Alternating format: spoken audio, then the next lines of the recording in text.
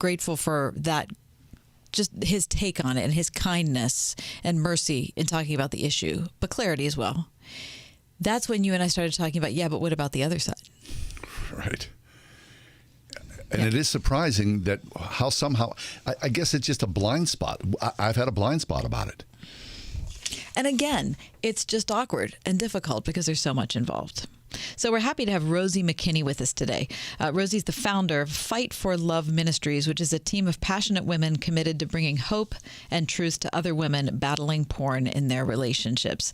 The Ride Home is streaming live on YouTube at The Word Pittsburgh. If you'd like to watch the show, Rosie McKinney is joining us on Zoom. Rosie, welcome in. How are you? Hi, Rosie. I'm very good. Thank you for inviting me here today. Yeah, so I saw you nodding your head as I was saying those things. It's hard to talk about, and this is your life, and this is something that you and your husband have lived. So I guess let's start our time together with you telling your story. Okay, so my story is actually split into two halves, actually over two relationships, one before becoming a Christian and one after becoming a Christian. So before I was saved, I was in a relationship, long-term relationship with an unrepentant porn addict. And I tried everything to get rid of this invisible enemy that I just felt was making him dissatisfied, was making some very weird things happen in the bedroom that I thought, I don't think that's normal, but I don't know because nobody talks about this. And all my spidey sense was going, I think this is all linked to the stuff that I've just found on the computer. And I really didn't know what to do. I really I looked to the world, which said, just embrace it, compete with it. Actually, you might find this liberating and empowering and, will spice up your relationship. And yet it didn't. And things got worse and worse. And he was just angry that I was looking. And the only problem that we had was really that I had a problem with it. And things just got worse and worse as his behavior got worse and my heart got progressively more broken. So that all fell apart. And then fast forward a little bit, I start going to church to try and sort out my life. And I become a Christian and I met the guy who's going to be my husband. And, you have that conversation, don't you? Like, what happened in your last relationship? So I tell him, I think, he was a porn addict. If that's even a thing, it was definitely messing up our relationship. And so my husband-to-be, Mark, says, goes a bit quiet and says, you know what? I've struggled with this in the past and I need to tell you, but I've sought help. It's under control. It's not going to be a problem. So although I was kind of like, oh, really? There was a part of me that was like, well, this is a completely different scenario. Here's a guy who doesn't want it. He acknowledges that it's not acceptable. He's sought help. This is not going to be a problem. Plus, I'm a Christian. He's been a pastor. Obviously, it's not going to be a problem, is it? And very soon, like honeymoon soon, it was apparent that this invisible enemy that I had been fighting in the previous relationship was there and even worse. And I just had what I now know is a trauma reaction to like, I can't do this again. I cannot go round this desperately hopeless cycle again. And even though I had given up my job and my family and my friends to move 6,000 miles to marry this guy, I was like, enough. I cannot do this. You are getting help or that's it. I mean, I desperately wanted to run, but God had sort of put me in this, prison to set me free. A treehouse in California with a recovering sex addict. And I had to, I had to hang in there and go into this recovery process because I got nowhere else to go. So inadvertently, I did exactly the right thing, which is draw that firm line in the sand, set that firm boundary. But I didn't know what I was doing. I only did it because I'd learned everything in a previous relationship the hard way. And I felt like I got no choice. Like, I need to bring in professional help. I can't fix this. You can't fix this. We need help. And I was quite adamant, like, you are fixing this or that's it. I love you too much to let this take us down. And you can have pornography or you can have me, but you can't have both. So, Rosie, you use the word trauma. Yeah. That's very powerful, and I believe there's a lot of truth to that word. So your trauma, and it was not the trauma of your own making, this was something that was put upon you. It was great that you recognized the trauma and were able to take first steps.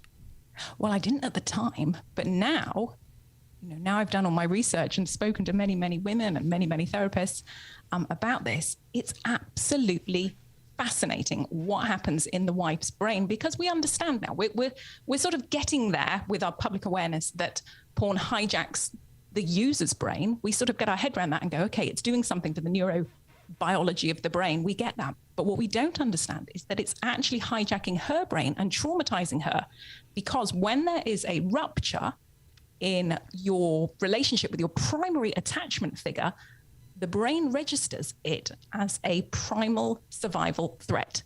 You literally start panicking because there's this rupture. And people find that highly validating. I wasn't overreacting. And my brain is registering you looking at these other women as though you're physically being unfaithful to me. And that's what's so empowering for wives to grasp, is that it's not just the betrayal, it's the deception that is going to actually devastate you and destroy your trust and your relationship. Rosie McKinney's with us, founder of Fight for Love Ministries, a team of women committed to bringing hope and truth to other women battling porn in their relationships. I'm holding up Rosie's book here called Fight for Love. Rosie, so you're saying that women who are in relationships with men who are porn addicts feel often that it's their fault, that there's something that they could do or something they should do to fix it? Yeah, you're absolutely right. They did a study, and it turned out that 76% of partners of porn addicts at some point believe that it is their fault. And let's face it, the advice that we're given often in the church does kind of reinforce that. Okay, talk about that. What are we saying? What messages are we promoting that would make someone like you think it was your fault? Well, things like you can help him avoid temptation. If you make yourself always sexually available, and you spice things up and you up your game, you can actually, you can compete with it. They are interchangeable. This pornographic, isolated, voyeuristic experience that creates these crazy chemicals in your brain can actually be a substitute for an intimate sexual encounter with your spouse. It's like they're completely different. And the other message that we get, apart from just have more sex with them, that'll stop him acting out. It really doesn't work, is that somehow if you create an environment that is so loving, if you are as graceful, as forgiving, as unconditionally loving as you possibly can be, the guy will feel so loved, and it will help him, cope with the shame of doing this. And somehow he won't feel he needs to act out. But this is completely missing the point that pornography is providing. It's a coping mechanism. Pornography isn't actually the problem. It's the solution to this deeper problem, which is an intimacy disorder. So you can't just take away his coping mechanism that he's learnt probably early on, probably as a teen, maybe earlier. This is how his brain got wired. This is how you cope with whatever you're going through. You can't just say to him, stop doing it, because he doesn't know how to cope with life. So you actually have to replace it with something. And that is intimate relationships with other guys, so that you learn to cope with those uncomfortable feelings. So you can't compete with it. You're not a substitute for it, and you cannot create this loving environment where he's not going to need to use his coping mechanism. You can't take all the stresses of his life out. They're always going to be there, and he needs to find a way to deal with them. So, Rosie, you said an intimacy disorder. Now, you're not suggesting that, the guy just needs more guy friends to hang out with. Well, not just guy friends. He needs a very specific form of fellowship. And often you just can't find this outside of a therapist's office until you know what you're trying to create. So this is walking 100% in the light, past, present, going forward. And, that's a biblical, isn't it? Walk in the light as he is in the light. And then we have fellowship with one another. And the blood of his son, Jesus Christ, will cleanse us from our sin. You have to be brutally honest, but who's ever really brutally honest? No. Unless you're sitting in that recovery room going, I have to tell you all this because otherwise I'm going to act out, and then I'm going to lose my wife, and then I'm going to lose my job. It forces you to actually obey the Bible. And that's why this is like a really weird, special gift that you never knew you needed. So it isn't that he just needs more guy friends, because let's face it, his guy friends probably aren't going to understand. I know. Or they're the same. Well, yeah, and they're doing it. And also they're kind of like, Well, just do it for an hour. What's your problem? Just stop it. And it's like, no, you don't understand. An addict's brain has been hijacked. They are in bondage. They literally cannot think straight. And all the neuroscience is there to show that they literally, not only are they highly addicted and sensitized to these pornographic cues, but the gray matter of their brain has shrunk. The prefrontal cortex is no longer functioning properly. They can't make rational decisions when those cravings start. So it's not just a question of, I've just got to be around a supportive group of guys who understand. It's like, no, you need a group of guys who are going to hold your feet to the fire. That's Rosie McKinney. She's the founder of Fight for Love Ministries, a team of women committed to bringing hope and truth to other women battling porn in their relationships. I'm holding up Rosie's book right now here on Zoom. Rosie McKinney. It's called Fight for Love. Rosie, we need to take a break. If you can stay with us, we'll be back in just a couple. Stay with us.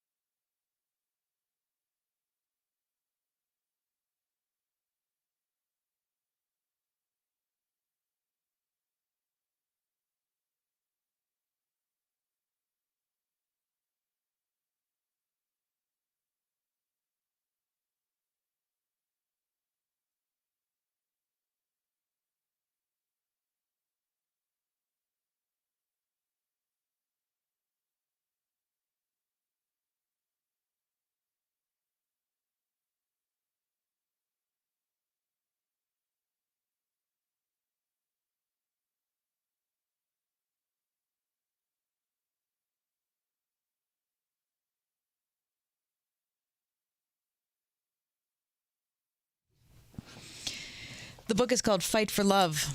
Author Rosie McKinney's with us. We're talking about her experience married to a pornography addict, her experience trying to find a way out, her experience seeing that once her husband acknowledged his problem, he had a lot of support around him and she didn't have any around her. Right. So, Rosie, what's really interesting is as we found you, we also found your podcast, which is fascinating. There's women around the table all sharing their experience, their strength, and their hope with each other. I mean, this is like a home run, I believe, and we'll talk about that, about how to access a little bit later. But, in your own personal story, you said, you drew the line. I'm going to draw the line here, and we're going to force this issue. So in this long journey, and of course our time is limited, you talk about this dual aspect of grace and boundaries within the relationship. Please go into that. A passion for doing this is to encourage, equip, empower women to do early intervention as soon as they know this is an issue, as opposed to crisis management when you have been trying to fix this on your own for years and you just get to that desperate place and you issue this horrible ultimatum because you don't know what else to do. It's like, I can't stay, I can't go, I need something to change. And I'm saying, let's not do that. Let's empower each other. Those of us who've been through it can empower those who are going through it with the truth of what is actually going on in their situation and what is the trajectory of what's going to happen if you keep your head buried in the sand. And so we can reach our husbands with a message of truth, but also grace.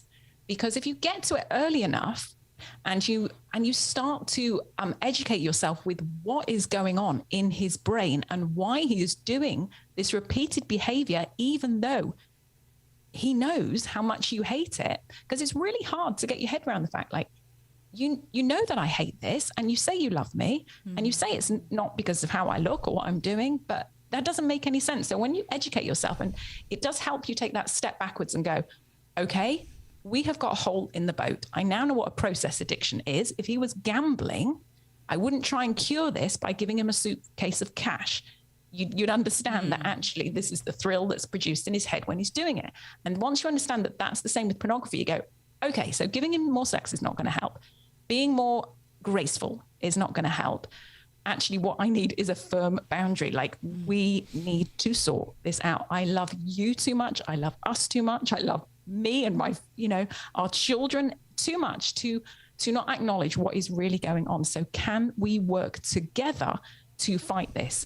And that's where the grace comes in, because you're acknowledging that, yes, he's broken in this way. He didn't choose to blow up his life and the relationship. This was something that his brain maladapted to, as he probably found it at a young age, and that you're, equally broken, but in different ways. I don't know what is going on for you, shopping, Netflix. I don't know.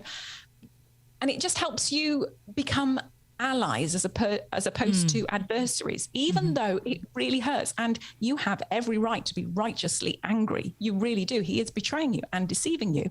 And if his brain is significantly addled, he will continue to do this in, early recovery. And it's really hard. But and we've found that it's working now. Women are able to stand up early and come alongside their husbands without, blame or shame, and just say, look, we've not really had this conversation before. I'm feeling detached from you and distant, and there's just things that aren't adding up. Can we have this conversation? What is your relationship with pornography? When was the last time you looked at it? Because I've listened to, John and Kathy on the radio, and they talked about this. And you can start that conversation. But the one thing I'd say, before you get there are 2 steps that you need to do beforehand, and that's educate yourself so that you are confident. So if there's any pushback, like I got, like he gets angry or tries to blame you, you actually stand firm and go, no. I've listened to the podcast. I've read the book. This isn't my fault. You're not going to pull that one on me. That's just addict brain speaking. And the other one is get support.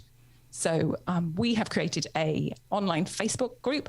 That's like the first baby step. It's not like true recovery. It's like sort of pre-recovery. Okay. We come alongside you and we just love on you and go, yep, we've done that. We're here for you. We'll be praying for you until you are both ready, or even you on your own are ready to make that step into recovery, right. At which point you bring in the big guns and you access the counselors, the therapists, the recovery groups and the ministries that are out there ready to help you. And that's recovery for both parties, you're saying, yeah. for the man and the woman. And that's a big step, Rosie, because I imagine for a lot of women, they feel like, I'm the only one who Right. is suffering through this. My shame is unique to only me. No one else can understand this. I can't talk it to. I can't talk to my best friend about this. Certainly not my pastor. So I live in that shame, and nothing's going to change. That's exactly it. And that is, we've all felt like that. Like we're the only marriage that is dealing with this. And then when you look at the statistics and you realize that 55% of Christian married men are regularly using porn and 1 in 10 is doing it every day, you realize that there are hundreds of thousands of women out there dealing with this, and hundreds of women who have dealt with this and who want to hold your hand through this. They are out there. And once you just see the faces of the other women, you go, first of all, you go, they're beautiful. What is wrong with their husbands? And the second thing is just this validation, because all the crazy feelings that you're feeling, like, I hate him and he's doing this, but I love him. It's really, you need other women who are going through it to actually understand the sort of mixed emotions that you're feeling all the time. Well, Rosie, I can't thank you enough for being here today. It's been terrific to meet you. And let me hold up Rosie's book here for those of you who are watching online. It's called Fight for Love. Author Rosie McKinney's been with us. Rosie, for people who want to find out more about Fight for Love Ministries, tell us how they, in the podcast, how can they get in touch with you? So the website is called fightforloveministries.com. We have a podcast called Fight for Love, and the Facebook group is called Fight for Love Fellowship. And you work, and you and your husband are involved in this together? We are. He's a CSAT. He's a certified sexual addictions therapist. So he's in the trenches dealing with couples all day long. So happy to have met you today, Rosie. Excellent Thanks job. so much. Thank you so much. Fight for love.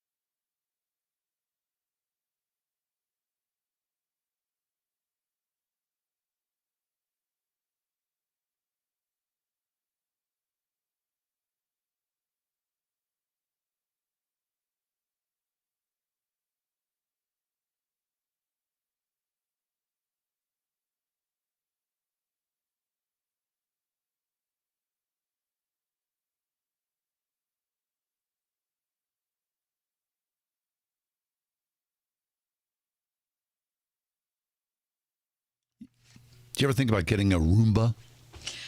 That's so weird. You would ask me that. Just yesterday morning, I was down in my living room and I thought, well, what about a Roomba? What about one of those? Yeah. I don't have one, but I did think about it. Well, have you ever seen them up close? Have you ever inspected one? I don't know if I ever have. I've seen them online. Yeah. I don't know if I've seen them in person. I've held one in my hand. Someone I know has a Roomba, and they seem. Now I've not seen them in action. A friend of mine who does not have pets, which I believe is a big disclaimer. I mean, if that thing turned on with my cats, they'd lose their ever-loving minds. They sell a pet model. Roomba does, which apparently is a larger engine with bigger bristles.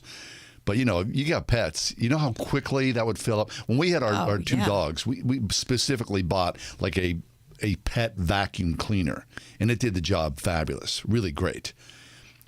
The idea of a robot roaming around your house doing your work, I mean, here we are, right? This is the beginning of it all, don't you think? Yes. We've already sort of crossed that line. Yes. But the Roomba is a sort of like a one-and-done robot. It does one thing, and depending upon your point of view, it does it fairly well.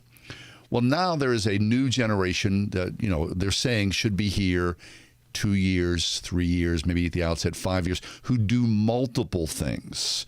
Sort of like, remember Rosie from the Jetsons, Oh, right? yeah, of course. And Rosie did everything well. And wore an apron. And had a little sort of snarky sense of humor about herself as well. So Amazon, no surprise, is premiering a new robot that'll take place later this year, within the next, obviously, 4 weeks or so, that delivers small things to you, like Well, like what? Like what? I need the pillbox. I need the butter, Right. and I'm not. Yes. And it also, because it's Amazon, it has the Alexa app thing on it. And Alexa, get me the butter. Right. And it also has a telescoping camera that is, now according to Amazon, That can broadcast what you're doing personally to all of the people in your neighborhood. the telescoping camera is on the lookout for intruders in your home. Which is kind of a bit of a stretch. Well, so the robot's bringing you things. It's also looking for intruders. Right. But I would imagine by the time It's like a lot if the for the robot. if the robot is giving you butter and of bad guys breaking in your house, it might be too late. What do you think? And is the robot also going to fight off the intruder?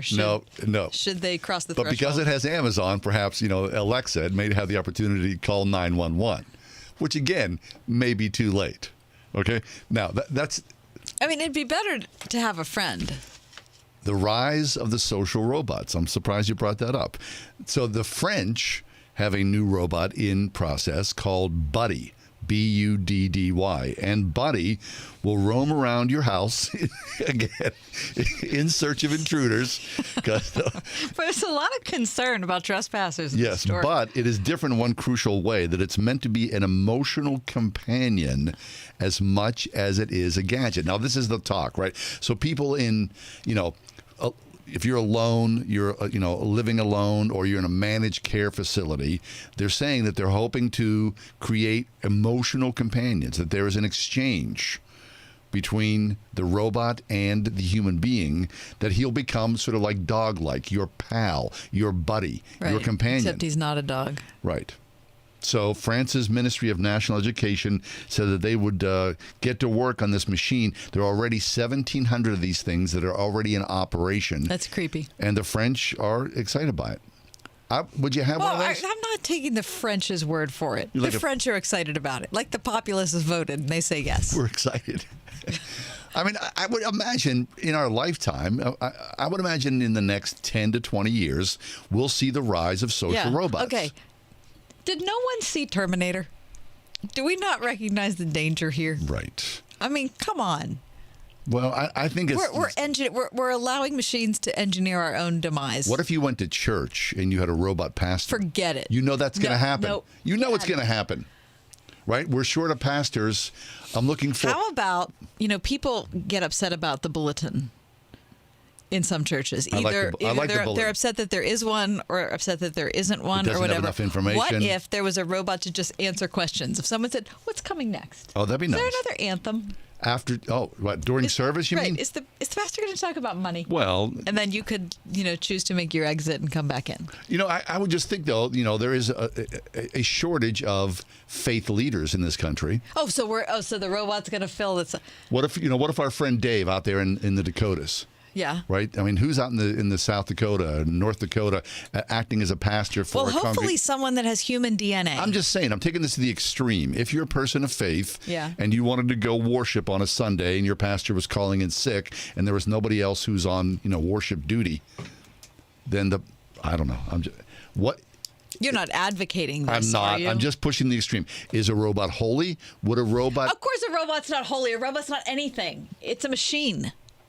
It could be something else. Would there be a day when the integration of human nature, right? They put a robot in your brain and you become, like T2, half man, half robot. So am I half holy? What about the liquid metal guy? Should we be Right. concerned about him? Who, the liquid metal guy? Who's Remember that? that was That in guy, T- yes, yeah. T2, yeah. Yeah. I mean, there could be a day that a robot is human-like, human evolution, and evolves to the point of soul-like.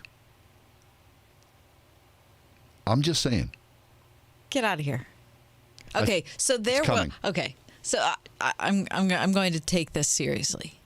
There is a moment. Where what is essentially human Yes. becomes essentially human. Do you know what I mean? Or The spark of life. or disappears from being essentially human. Yes. Right. I would call that a soul. The rise of the soul. I don't know what to call it. But it's life Yes. as opposed to machinery. Yes. I believe there is a And they're melding never, of the and, two. and I will never believe that those two will ever be successfully melded. I think you'll be wrong. Okay. I think at some point in the near future, 20, 50, certainly 50 years from now, I believe that to be true. Yes. And how is this combination going to occur? I have no idea. I'm just saying. Okay, People have dreamed about back to the this. friendly maid robot that's going to protect me. Buddy, Right. with the telescoping camera. From a home invasion. Right. It's too late. I mean, if you Okay. want to get me the butter, that's fine. But what? Okay, plus, I don't know any of you out there who have cats, but if there was a robot moving around your house, my cats would lose their mind. You think? Yes. They might like it. They might ride on it. Play with it. That cat that rides on the Roomba is pretty cute, but no, it would never happen. Now I don't even want a Roomba. I was considering it yesterday, but now this conversation, I'm out. No, that's extreme. It would be nice not to have to vacuum your floors. It would, but now you freaked me out and I can't go there. Well, it's not like it's going to take over like demon You seed or said something in like 50 that. years, that's too soon for me.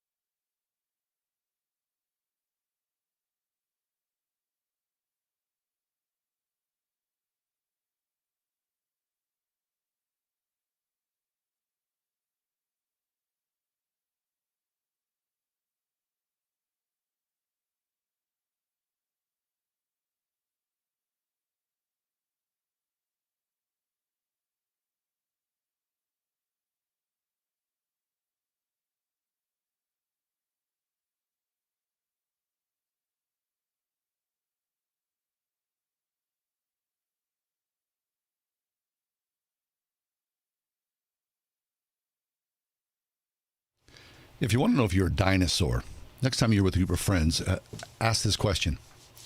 Do you miss your daily newspaper?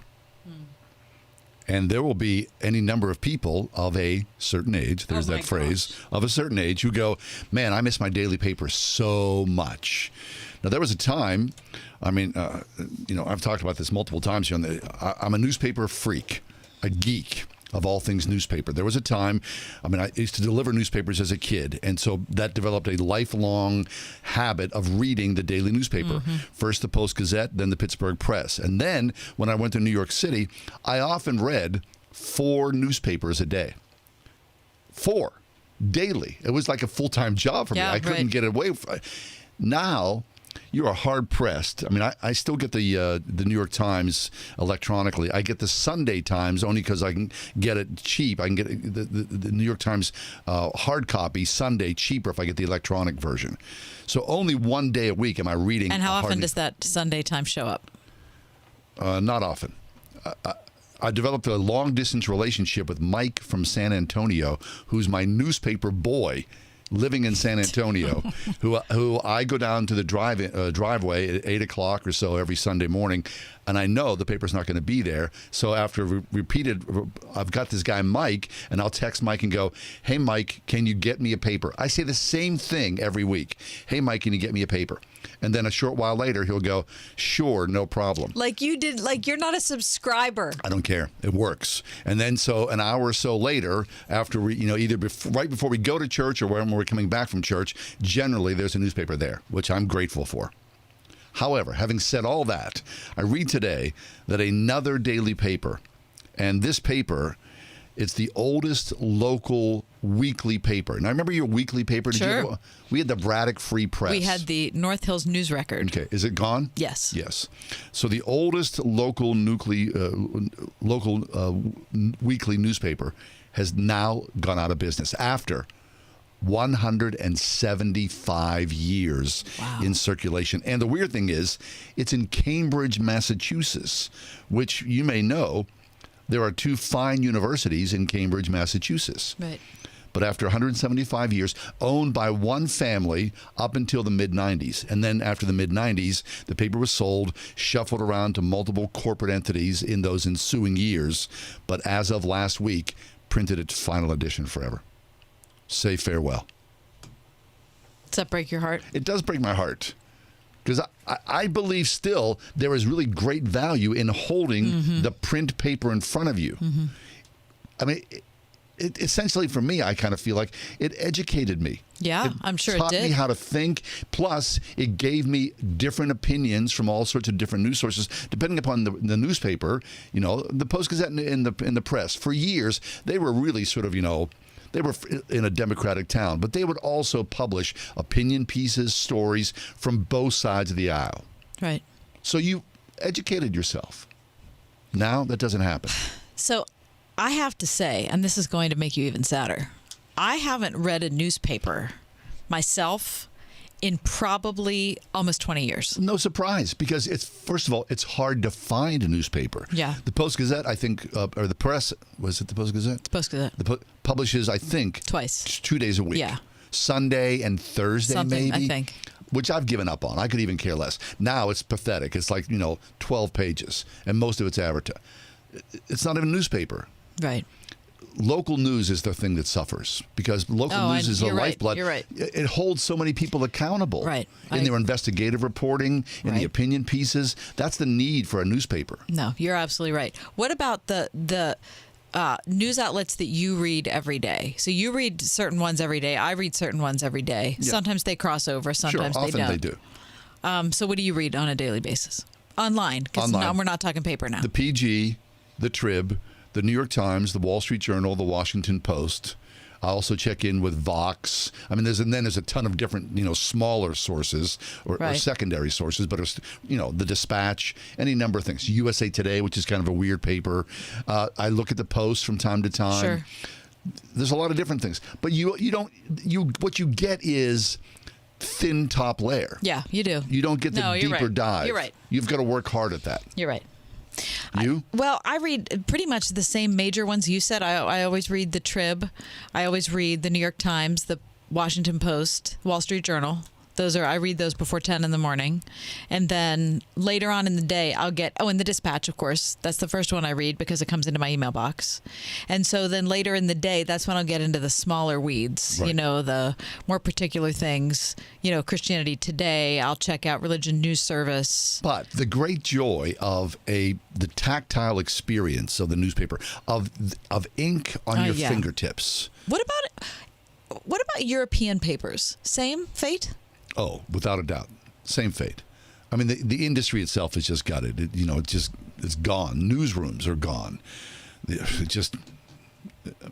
Anybody who goes to school now for journalism, I know. What are you hoping to do? I don't know. The rise of the independent journalist. You see this on the streets of Portland or wherever. People go with no journalist experience whatsoever. I'm a journalist, just kind of making things up. There are some that are legit, and they're very powerful and grateful for those small, singular voices, but it's a rarity. Anyway. Coming up in the 5 o'clock hour, I'm really excited to have Robert Tracy McKenzie back with us. He's a professor from Wheaton University. I don't want that to scare you away. It's not going to be super heady, but we are going to talk about America, where we are today in our inability to communicate with one another, in our, tendency to stay in our silos and not listen to other people, Yep. and how we find a way out. Really looking forward to that. So hope you stay with us. 5 o'clock hour coming up, just a bit. The ride home.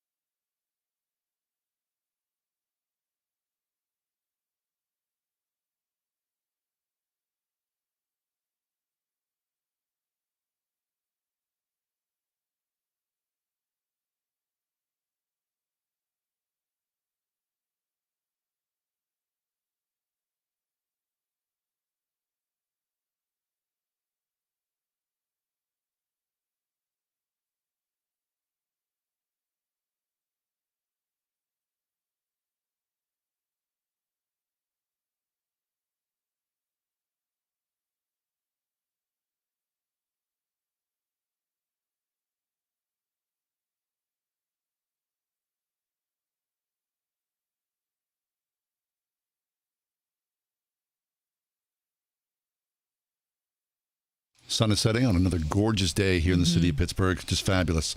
Kath, you were so kind. I want to thank you on air here about the focaccia delivery today. Fabulous. Yeah, I was at the Breadworks on Brighton Road this morning, or this afternoon. It was right after noon.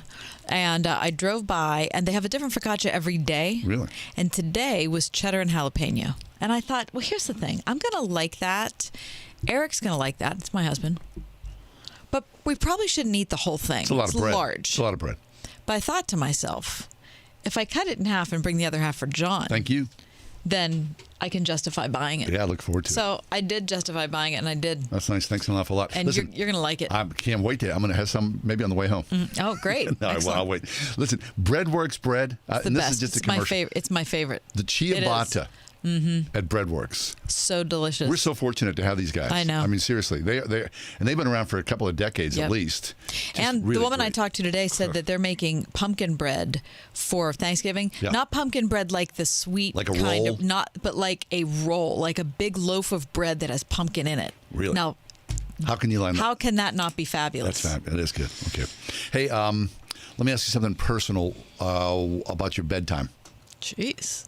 What time does your head hit the pillow? What time? Generally. It's rare if it's before midnight. Oh, really? That surprises me. Does it? Midnight. It's rare. I mean, I Midnight. would say it's regularly 1 o'clock. Whoa!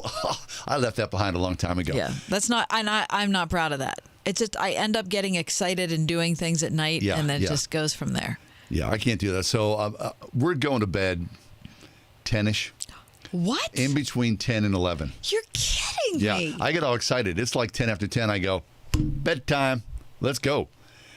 I like it a lot. I don't know what it is. Look, Really? and like why, you, Why is this how has this happened? I don't know.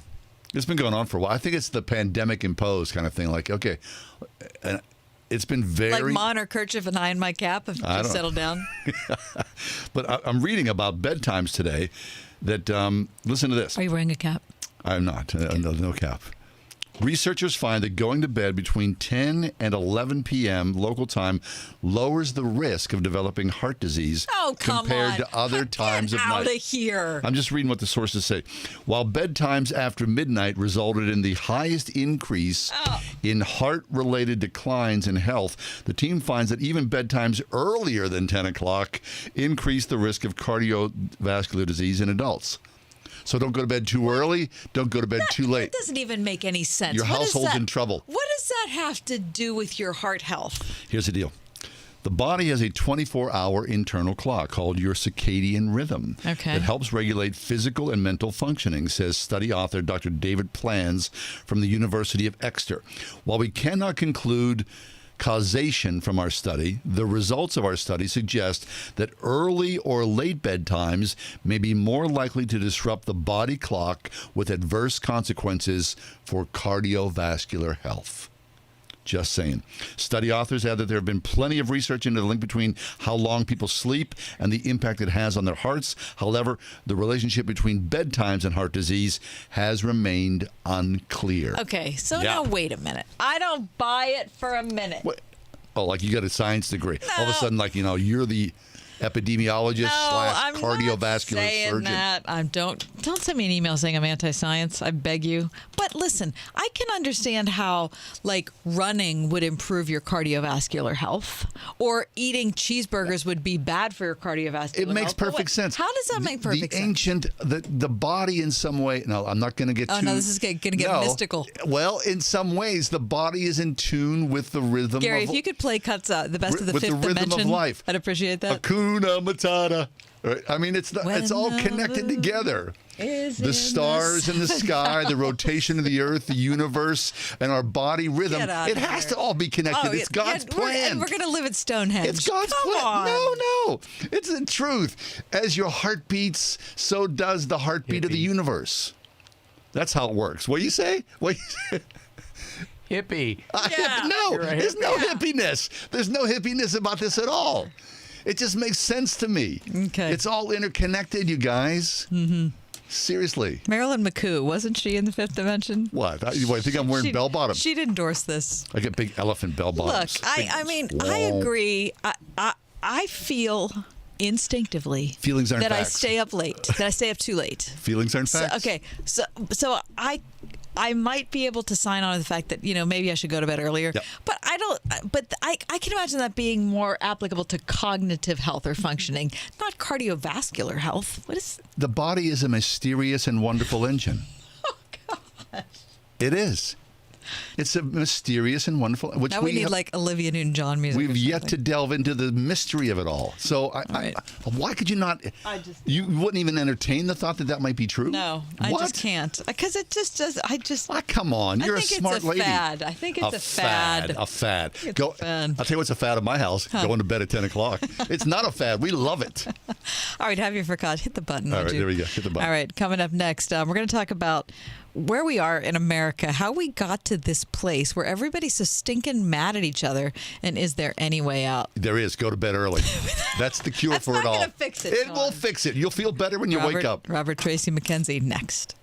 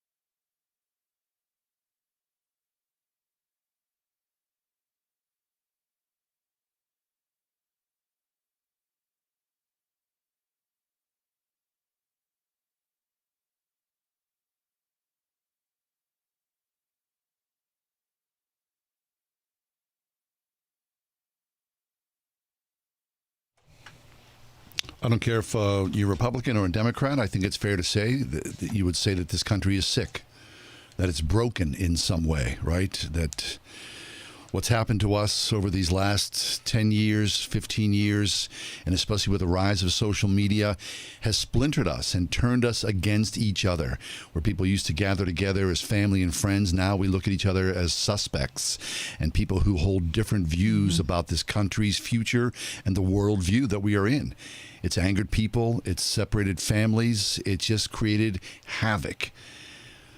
Well, I see an article today in papers all over the country about Someone who was convicted in the attacks on January 6th was handed down the stiffest sentence today in all this, the rancor that happened on January 6th. 41 months in federal prison. A New Jersey gym owner, a man by the name of Scott Kevin Fairlamb, who was 44. And he pled guilty to these charges to avoid a trial. And the judge said, you know, you did us all a favor by avoiding a trial because we didn't want to go into this. And Scott Fairlamb, at his sentencing, said, "This was not me. I was not the guy. I was duped by social media. I admit to that, and I apologize to my family and friends." So how do we get here? And how do we get out? How do we get out? How do we get out? Dr. Robert Tracy McKenzie is with us today, professor of history, and he holds the Arthur F. Holmes Chair of Faith and Learning at Wheaton College. He's the author of a brand new book I'm holding in my hand. For those of you that are watching while we're streaming live on YouTube at The Word Pittsburgh, the book is called We the Fallen People, The Founders and the Future of American Democracy. Dr. McKenzie, welcome back. Thank you. It's a pleasure to be with you again. Yeah, and you've written quite a piece here. And, you know, for people who are history buffs, this is going to be very interesting, the book called We the Fallen People. But I think the things that you're bringing up are applicable for any one of us who are just trying to figure out how in the world 2020 happened and then what happened at the beginning of 2021. So let's start here, Dr. McKenzie. You write in your book, this is early on, you write that a survey shortly before the 2020 election found that fully 2/5 of the respondents didn't personally know a single individual who planned to vote for the candidate they themselves opposed. How can that be? Well, what you're putting your finger on, Kathy, is just a pattern that has been increasingly dominant in American life because of the rise of social media, which that can withdraw into these silos or echo chambers of the like-minded. And literally, we just have lost the art of engaging with people who differ with us and having conversations that can be contentious but also constructive. We just don't know how to do that anymore. Interracial marriages, you write, are now far more common in the United States than weddings of Republicans and Democrats. Well, that's right. I mean, I think in many ways, political affiliation has taken the place for many of us of religious identity, where there was a time when you might have been troubled if your son or daughter was going to marry someone from a different faith. We don't much care about that anymore, but we are absolutely deeply troubled if a marriage crosses that partisan divide. So this is just, it's emblematic of our larger pattern, which is that we increasingly see one another not as involved in a common undertaking in which we might disagree about strategy. Rather, we don't believe in the same things, we don't cherish the same ideals, and we're enemies as opposed to just opponents. So before we talk about the thesis and some details of your book and the argument that you're making, Robert, I want to ask you about just being a professor and talking every single day of your professional life with people between the ages of 18 and 22. What are you seeing? What are you hearing? What are students thinking about where we are right here, right now in America? That's a really good question. I don't know if they are as troubled as I am, but I do think that even at a place like Wheaton College, some of the contention that characterizes our public life has found its way onto our campus. And so in a way that I would not have found a decade ago, I think many of our undergraduates are sort of publicly identifying, according to their political affiliation, that political affiliation matters more than it ever has before. So I think it's affecting them as much as the society as a whole. Okay. And of course, Robert, you look back to the 60s and the Cultural Revolution then, and a lot of people would draw some lines back to the 60s about that there was a hopeful optimism among young people, end the war in Vietnam and, peace and love and all that. Do you see that at all, that sort of hopeful optimism on college campuses? Well, I can't speak to college campuses generally. I think, and Wheaton may not be the most representative, sure. but I can speak to what some survey data is showing. One of the things that really troubles me in terms of a generational divide in the United States today is that the younger you are, the less likely you are to be committed to democracy as an important feature of a good life. Mm-hmm. If you were born before 1940, surveys suggest that about at least 3/4 of respondents believe that it is absolutely essential to live in a democratic society. If you were born after 1980, that ratio falls to about 3 in 10. Really? So less than a third of young Americans would answer the question about the importance of democracy and claim to believe that it's really important. That's shocking. Wow. To the society in which they live. So why is that? Because they're disillusioned with democracy, because they haven't learned enough about it, or because they don't feel like it's actually worked? So I think there's probably multiple things going on. Part of it is simply when they were born. So, the students I encounter today were born a decade after the fall of the Berlin Wall. They don't remember the Cold War. They don't remember a time when Americans really thought of democracy as being under a siege from abroad. And so the idea that democracy is fragile and precious and to be sacrificed for really isn't part of sort of their mental universe. But also, I think they have grown up then in an environment in which the parties are so deeply polarized and so deeply suspicious of one another that they're hard-pressed to point to success stories where they would say, here's an example where government has really worked and done something concrete that makes our lives better. Right. And so the fallout we see on news sites every day is bearing fruit. Right. So all of the dissolution between parties, the inability to communicate, Democrats and Republicans, the stalemate that, we had to, discuss an infrastructure bill for about 4 months before we could, before we could get to one. And we still couldn't agree up until the very end what infrastructure actually was. So you're saying that young people are seeing that and they're saying, you know what, it's really not that important. We might as well I could move somewhere else and try something else. I think that is part of what's going on. I agree. Abraham Lincoln a long time ago said that one of the things that might weaken democracy was enough people simply believing that the government no longer cared about their interests or was really relevant to their lives. And when that happened, Lincoln said enough people might believe that they didn't have anything to lose by flirting with other alternatives. And that's sort of what I sense. The idea that we just don't have that much to lose because the system isn't working in its current state. The new book is called We the Fallen People. I'm holding it up here if you're watching. We're streaming live on YouTube at The Word Pittsburgh. We the Fallen People, the Founders and the Future of American Democracy. Talking to author Dr. Robert Tracy McKenzie. Robert, so in your book, you take a look back. You re-engage the Founding Fathers, and you talk about when they envisioned democracy, what they thought needed to be remedied and the best prescription for dealing with it, the best prescription for coming up with a governing system that was going to work for the regular person. So talk about what they did and how we lost track of it. Sure. So the book really focuses in on the understanding of human nature. If there is one question that drives it, is how do we understand what motivates men and women? How should that relate to the way we think about politics?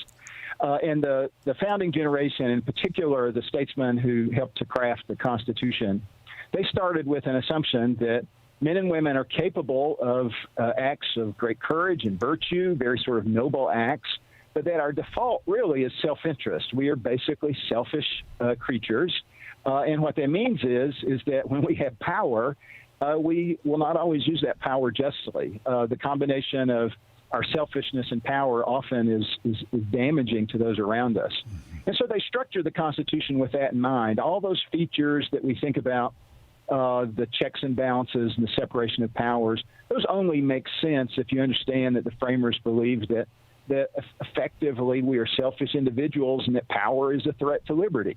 Mm-hmm. And so to use a figure of speech that the Russian writer Solzhenitsyn made popular, they really accepted the idea that the line between good and evil ran within every human heart. Mm-hmm. It didn't separate political parties. It didn't separate nation states.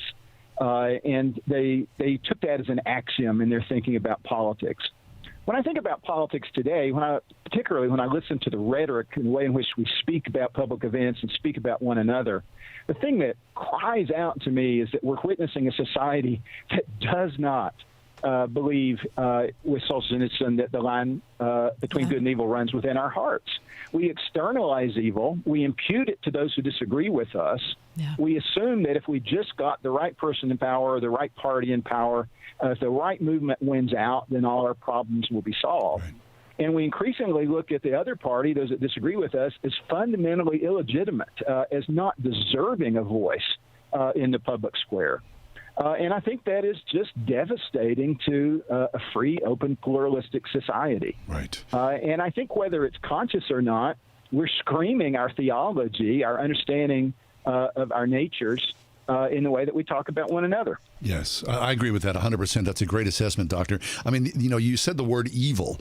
I mean, I can't tell you how many times a day you will read the word evil in newspapers or whatever during your daily reading, that the other side is evil. And that never used to be that way. How we've fallen off the cliff into the darkness. That even comes up in reporting, Robert, not on opinion pages in major newspapers. It's actually, opinion has inserted itself into actual, front page reporting.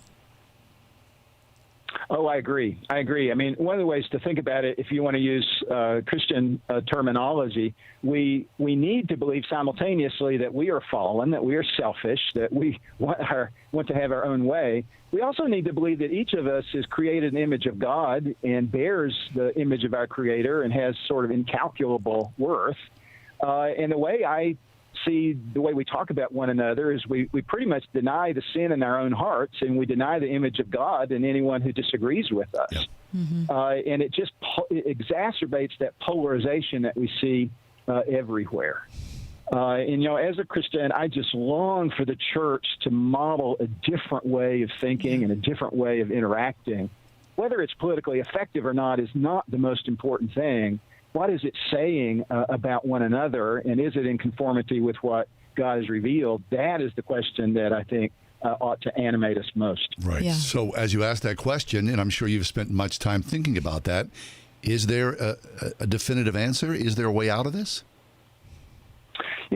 I am concerned. I'm deeply concerned for the current state of American democracy. I'm deeply concerned about the testimony of Christians in the public square right now. I'm not giving up at all. I don't think we've passed a point of no return, but I do think we need to begin to ask ourselves, is the way that we are engaging the public square in any sense an expression of the deepest beliefs that we believe the Scripture would impart to us for the way that we love our neighbor. Yeah. I think the battle begins not in defeating the other party, but in beginning to recapture a kind of language that is both loving and gracious, as well as asserting truthfulness in our public discussions.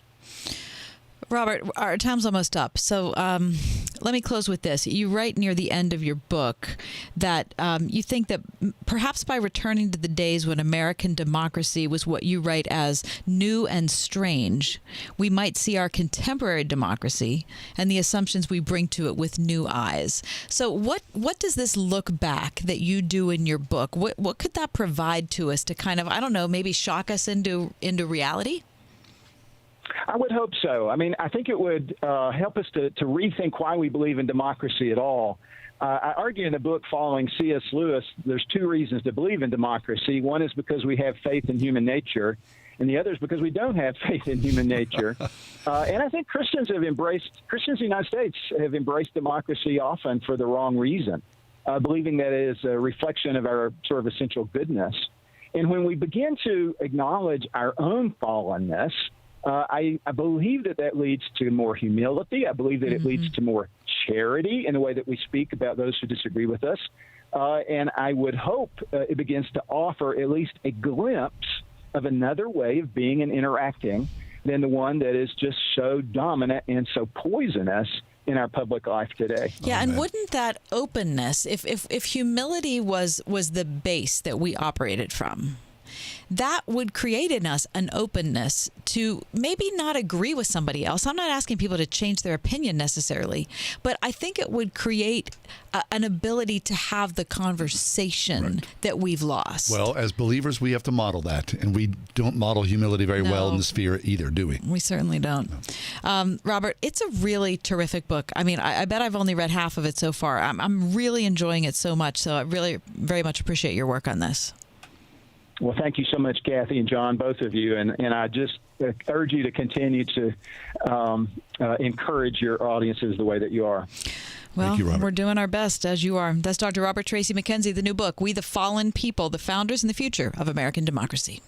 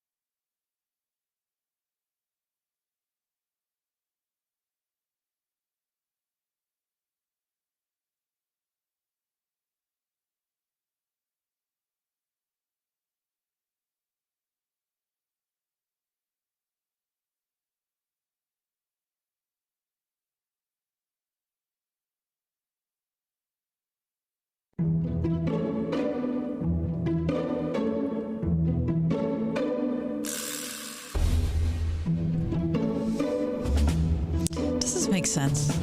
Does what make sense? The white noise machine. Oh. Well, it doesn't make sense for me personally, but I believe for a certain personality, it does make sense. That's magnanimous of you.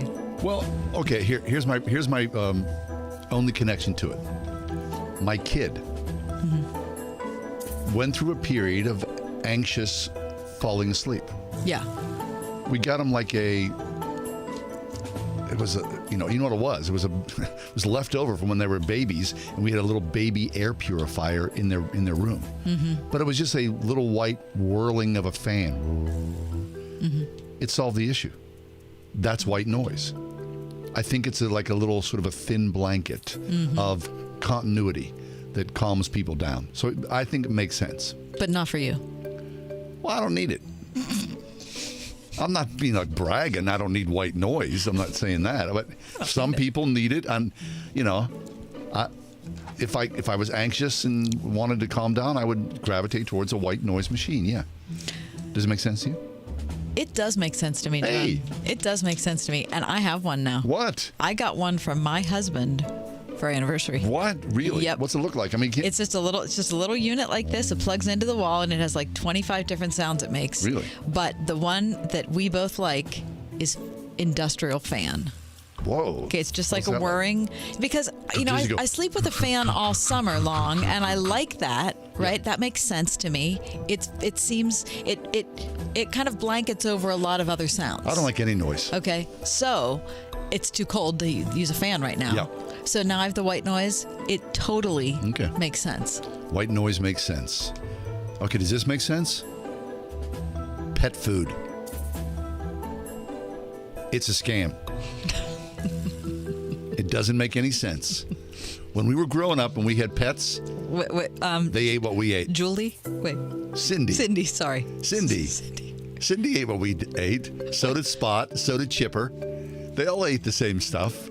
And now it's $1 billion. You go to the grocery store. They're like, it's refrigerated dog food. Cut me a break. And then, my dog's enzyme and his digestion. No, are you kidding me? It's ridiculous. It's based upon our feeling, our feelings towards our pets. Uh-huh. And believe me, dogs have survived for millennia without eating special food. Doesn't make any sense to me. Does it make sense to you? Well, it did before now. Okay, good. I changed your mind. No, because I'm still feeding my cats and stuff out of the can. Get out of here. White noise makes sense. Pet food? Nope.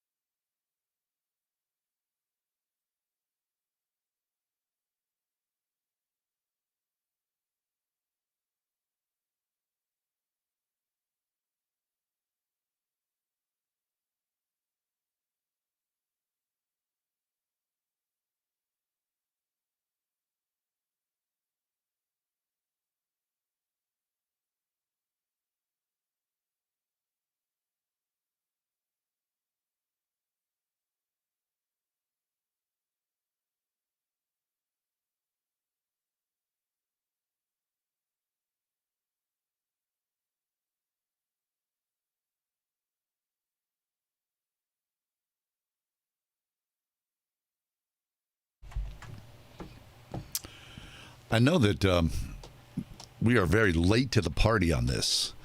And because of that, we've sort of like pushed it to the side and haven't engaged. Who's we? Me and you? Yeah. Because every time we read about or We should talk about these things before we go on the air. What are you talking about? The Chosen.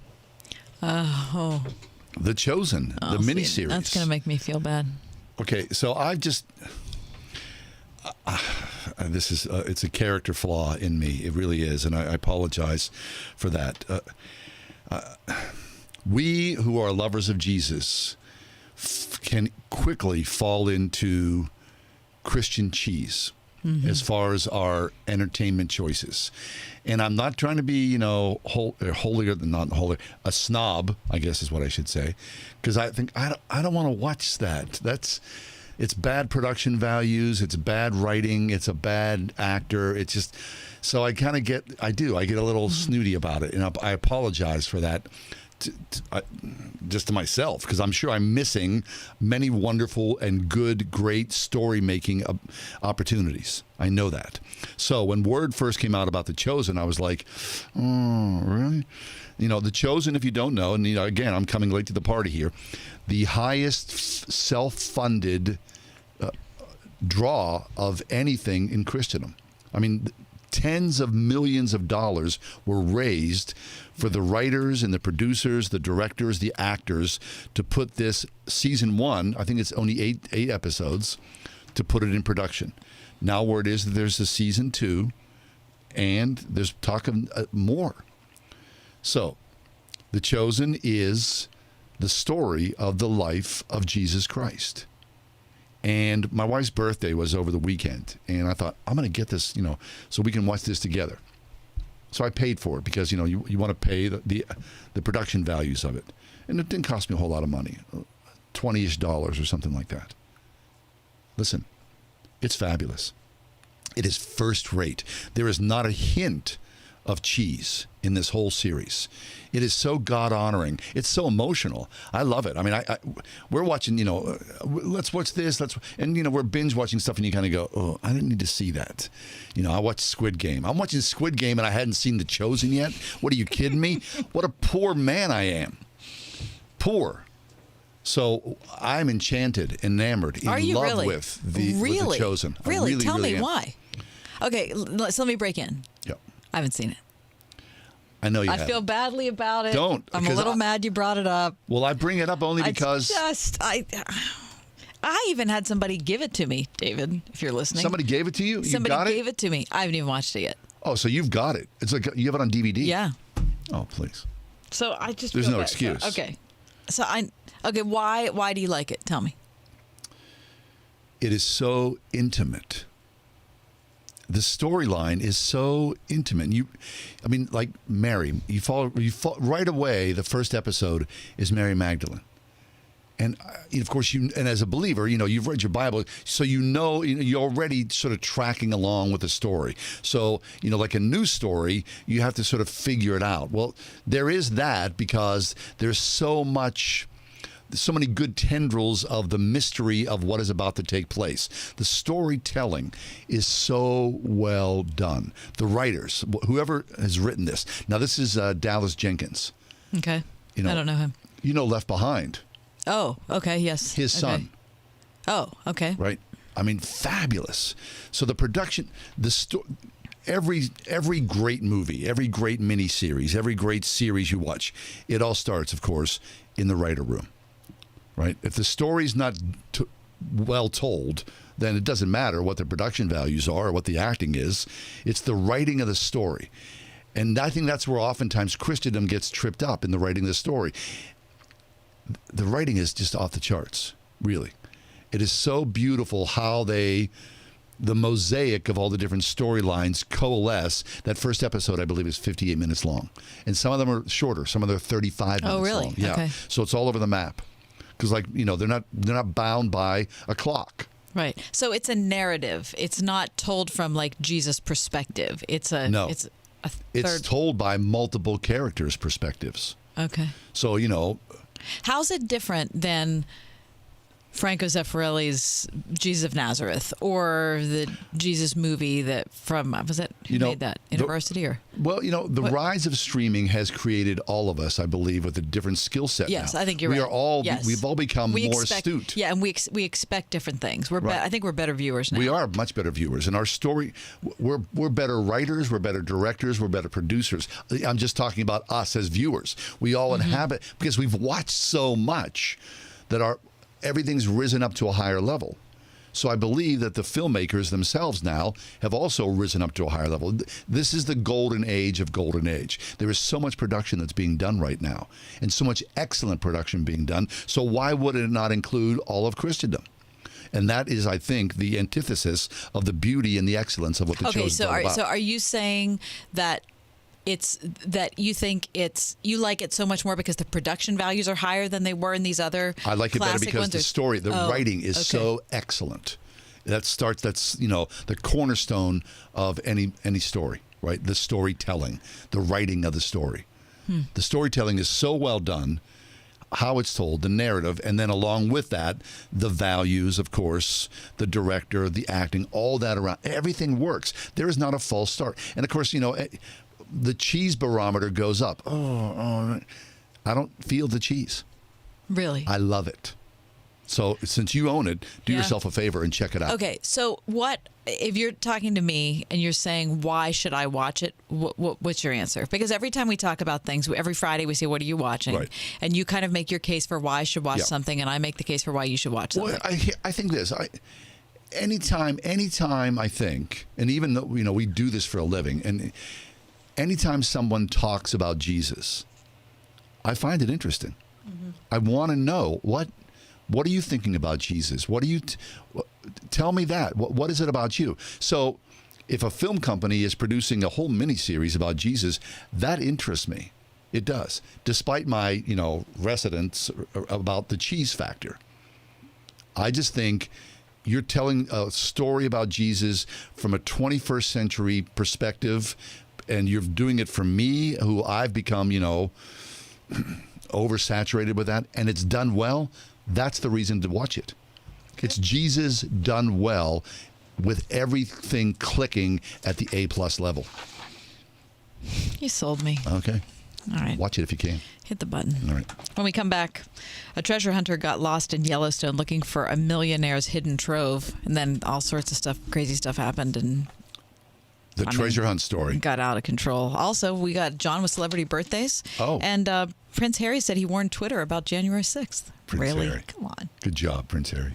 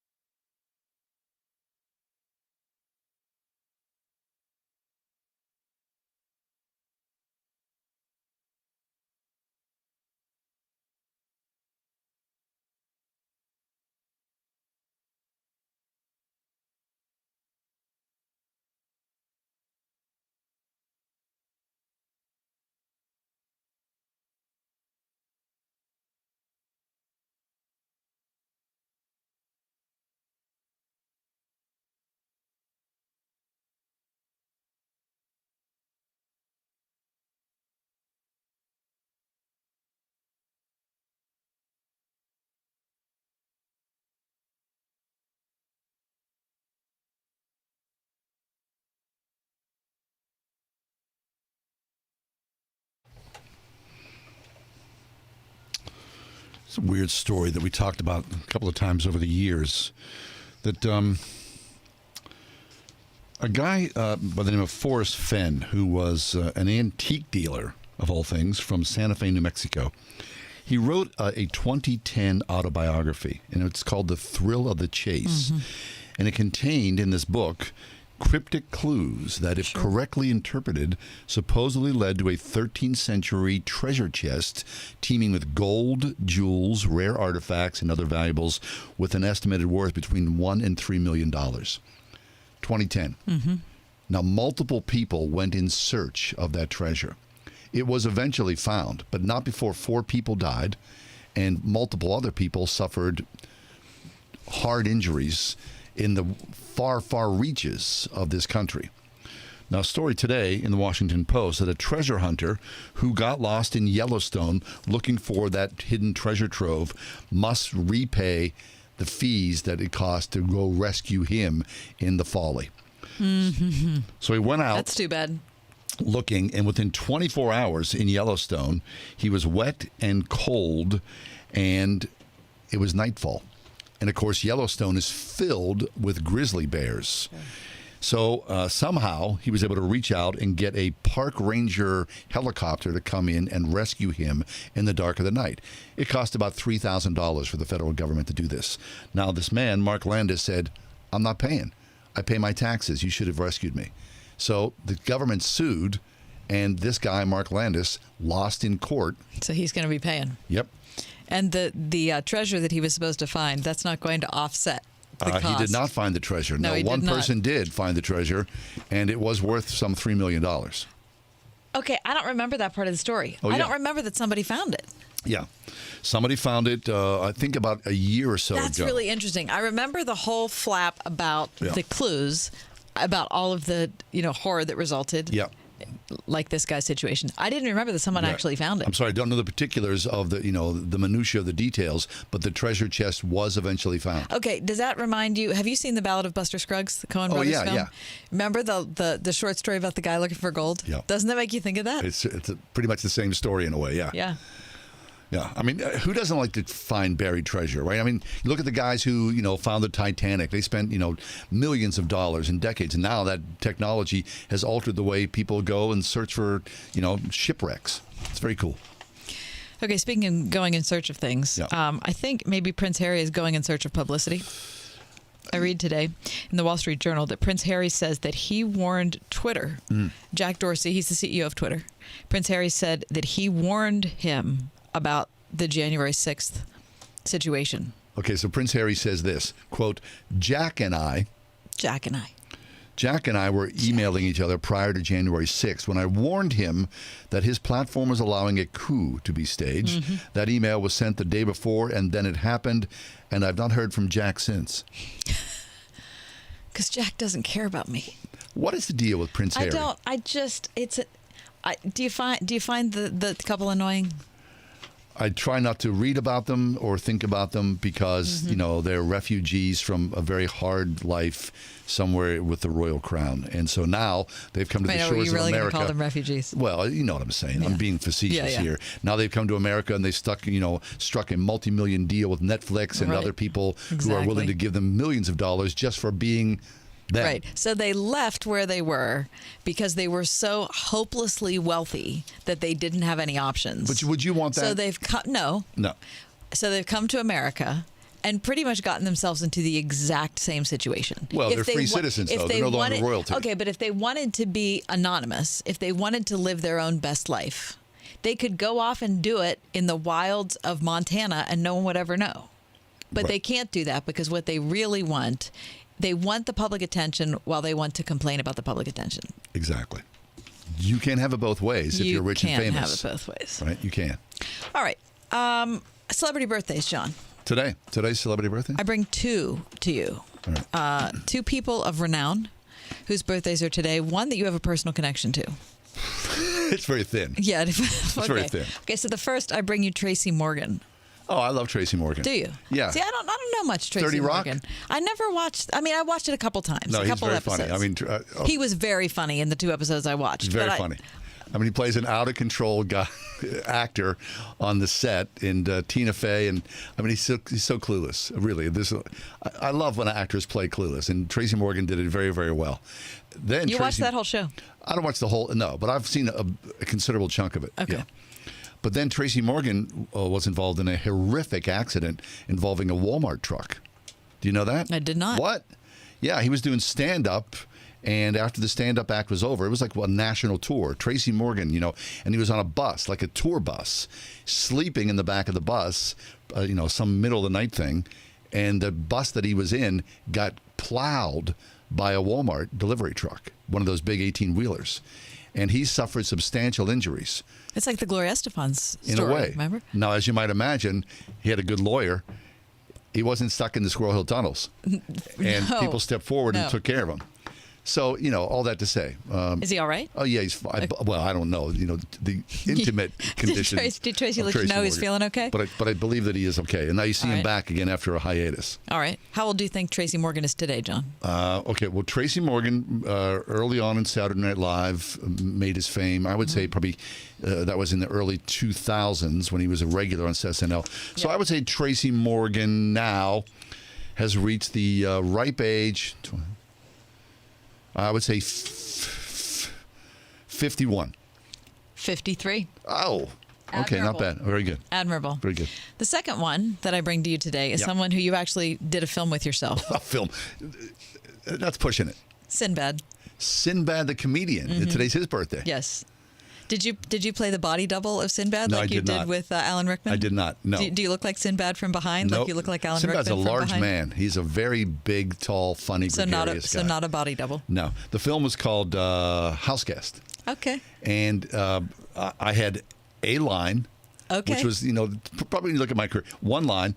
But the best part of the whole day was I was on set at a house, I believe either in Sewickley or Wexford, and there was a party, and Phil Hartman was there. No way. He held court with a bunch of like tweens who were on the other side of the fence. And they were like, Phil. And to watch Phil Hartman hang out with these young kids all day long was worth the price of admission. How old's Sinbad today? Tell me right now. Sinbad is, if you bring it up, I would say Sinbad's 64. 65. Very nice. Happy Nice birthday, work. Sinbad.